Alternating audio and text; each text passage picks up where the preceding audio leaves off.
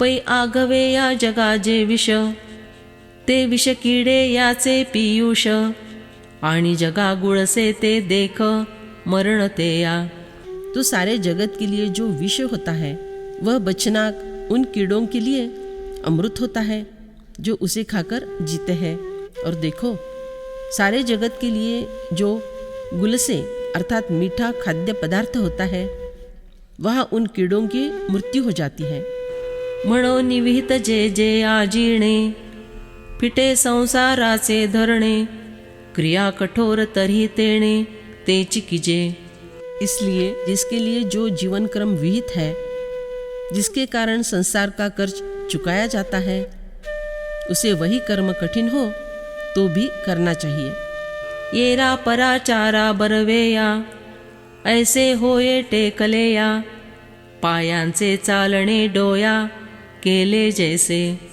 अपने विहित कर्मों को छोड़कर दूसरों के अच्छे जान पड़ने वाले आचरण का स्वीकार करना, यह उसी प्रकार का होता है जैसा कि पैरों से चलने के बदले सिर से चलना हो जाए। एया लागी कर्म आपुले, जे जाती स्वभावे आले, ते करी तेणे जिंतले, कर्म बंधाते। इसी कारण अपने वर्ण के स्वभाव के अनुसार जो कर्म अपने हिस्से में पड़ा हो, उसका आचरण जो मनुष्य करता है, उसने पाप पुण्य रूप कर्म बंधन को जीत लिया है। सहजं कर्म कौन्तेय, सदोषमपि न त्यजेत्, सर्वारंभा हि दोषेण, धूमेनाग्निरिवावृताः। हे कुंती नंदन, दोषयुक्त होने पर भी सहज कर्म का त्याग नहीं करना चाहिए, क्योंकि संपूर्ण कर्म धुएं से अग्नि की तरह किसी न किसी दोष से युक्त है। आणि स्वधर्मुची पाळावा, परधर्म गाळावा, हा नियम पांडवा न कीजेची। और हे अर्जुन, स्वधर्म का ही आचरण करना चाहिए और दूसरों का धर्म हो तो उसे त्याग देना चाहिए।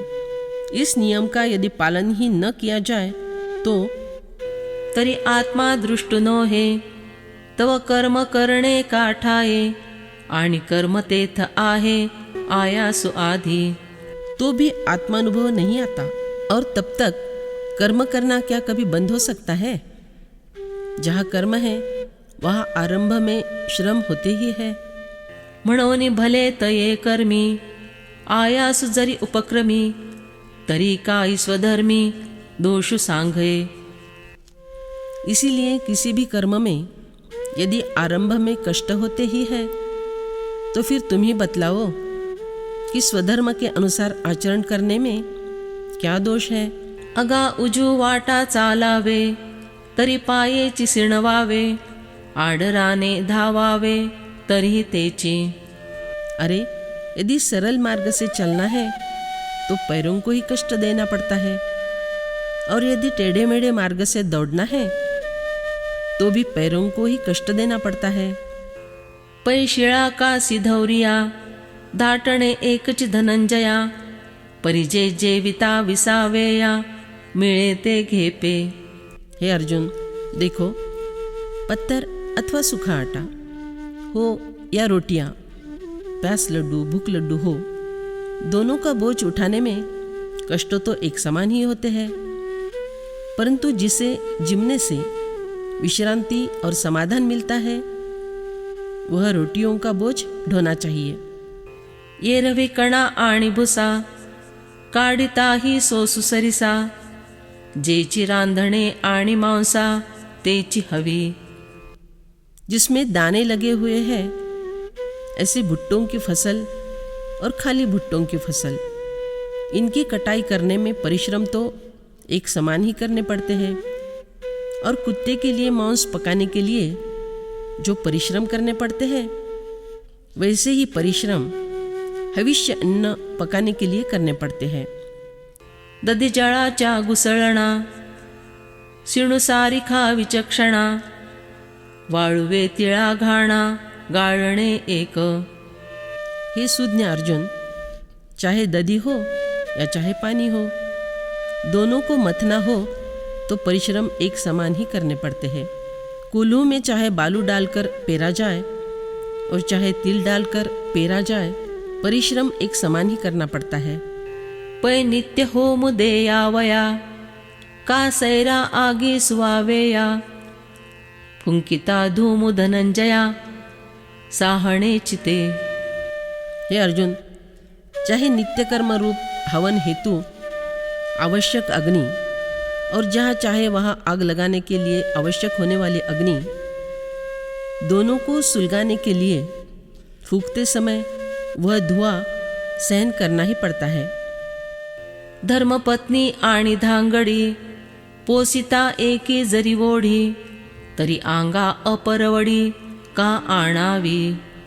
चाहे धर्मपत्नी हो या चाहे स्वेच्छाचारिणी स्त्री हो, दोनों का पोषण करने में यदि एक समान खिंचातानी होती हो, तो फिर उस स्वेच्छाचारिणी को पोसकर अपने ऊपर अपकीर्ति क्यों ओढ ली जाए।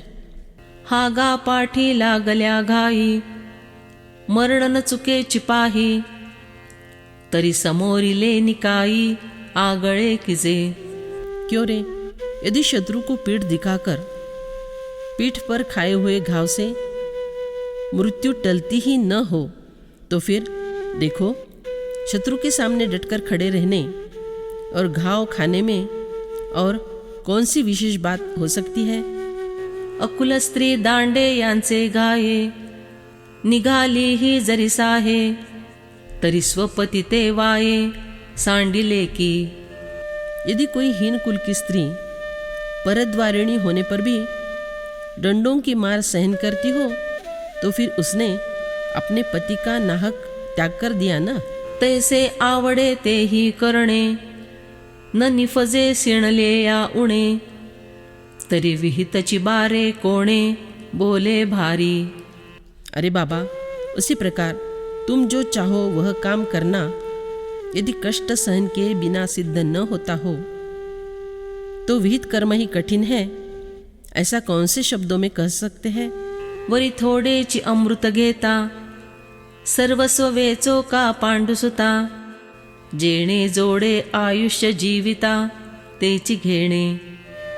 हे अर्जुन, यदि थोड़ा सा ही अमृत पाने के लिए चाहे अपना सर्वस्व ही क्यों न खर्च हो जाए, परंतु फिर भी जिससे जीवित को आयु प्राप्त हो जाती हो वही लेना चाहिए। ये रकाह्या मोले करूनी, विष पियावे घेऊनी, आत्महत्यासी निमौनी, जाईजे जेणे। जिसके कारण आत्महत्या का पाप साथ लेकर मर जाना पड़ता है, वह दूसरा अर्थात विष उसे मूल्यवान समझकर खरीद कर पी जाना, वह काम भला क्यों करना।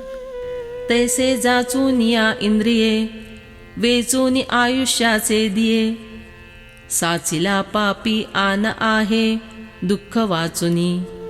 उसी प्रकार इंद्रियों को कष्ट देकर आयुष्य के दिन व्यर्थ गंवाकर संग्रह किए हुए पापों में दुख के सिवा और क्या रखा है। म्हणून करावा स्वधर्मो, जो करिता हिरवनी श्रमो, उचित देईल परमो, पुरुषार्थ राजू। इसीलिए स्वधर्म का आचरण करना चाहिए। आचरण करते समय जो हमारा श्रम परिहार कर देगा और उसकी प्राप्ति करा देगा, जो यथोचित परमश्रेष्ठ पुरुषार्थ अर्थात मोक्ष है। एया कारणे किरीटी, स्वधर्माची ये राहाटी, न विसंबिजे संकटी, सिद्ध मंत्र जैसा। हे अर्जुन, इसीलिए जिस प्रकार साध्य किए हुए मंत्र को संकट के समय नहीं भूलना चाहिए, उसी प्रकार स्वधर्म के आचरण को किसी प्रकार संकट के समय भी नहीं भूलना चाहिए। का नाव जैसी उदधी, महारोगी दिव्यौषधी, न विसंबिजेतिया बुद्धि, स्वधर्मा येथ।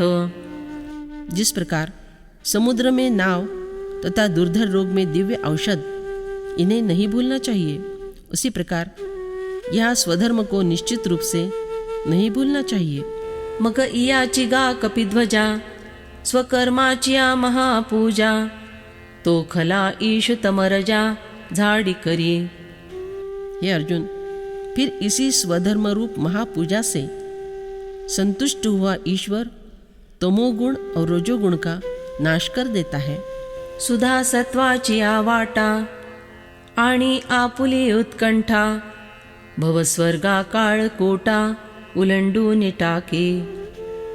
वह अपनी उत्कंठा को सत्वगुण के पथ पर लगा देता है, संसार तथा स्वर्ग रूपी हलाल को उंडेल देता है। जिये वैराग्य येणे बोले, मागा संसिद्धी रूप केले, किंबहुना आपुले मेळवी स्वांगे। पहले संसिद्धि का निरूपण जिस वैराग्य शब्द से किया था, बहुत क्या कहे, परंतु वही अपना वैराग्य का स्वरूप वह प्राप्त कर लेता है। मग जिंतले या भोये, पुरुष सर्वत्र होये, का जाले याही जे लाहे, ते सांगो आता। यह वैराग्य की भूमि प्राप्त होने से वह पुरुष ही सत्ता रूप से सर्वत्र रहता है, अथवा स्वरूप प्राप्त होने पर उसे जो लाभ होता है वह अब बतलाता हूँ। असक्त बुद्धि सर्वत्र, जितात्मा विगत स्पृह, नैष्कर्म्य सिद्धिं परमां संन्यासेनाधिगच्छति। जिसकी बुद्धि सब जगह आसक्ति रहित है, जिसने शरीर को वश में कर रखा है, जो स्पृहा रहित है, वह मनुष्य सांख्य योग के द्वारा सर्वश्रेष्ठ नैष्कर्म्य सिद्धि को प्राप्त हो जाता है। तरी देहादिके संसारे, सर्वय मांडिले से गुंपिरे, तेथ नातुडे तो वागुरे वारा जैसा। तो देह आदि प्रपंच रूप से सारा का सारा जाल फैला हुआ है, उसमें रहकर भी जिस प्रकार हवा शिकारी के जाल में, उसी प्रकार वह साधक उस जाल में नहीं फंसता। पै परिपाकाची ये वेळे, वळ देठे ना देठ फळे, न धरी तैसे स्नेह खुले सर्वी होये। जब फल पक जाता है तब न तो फल ही डाल में लगा रहता है और न डाल ही उस फल को पकड़े रह सकती है। उसी प्रकार सभी स्थानों पर आसक्ति न रहने से वह साधक सहज में ही मुक्त हो जाता है। मग पुत्र वित्त कलत्र, हे जाले या स्वतंत्र, माझे न म्हणे पात्र विषा भरले। फिर जिस प्रकार कोई यह नहीं कहता कि विष भरे अन्न की थाली मेरी है, उसी प्रकार पुत्र, द्रव्य तथा स्त्री ये सारे उसके स्वाधीन होते हैं, फिर भी वह उन्हें मेरे अपने ऐसा नहीं कहता।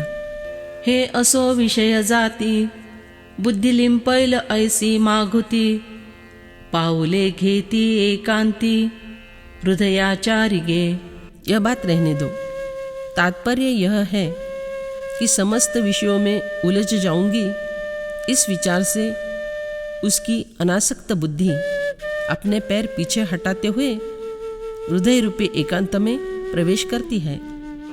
ऐसे गा अंतःकरण, बाह्य यावयाची आण, न मोडी समर्था भेण दासी जैसी।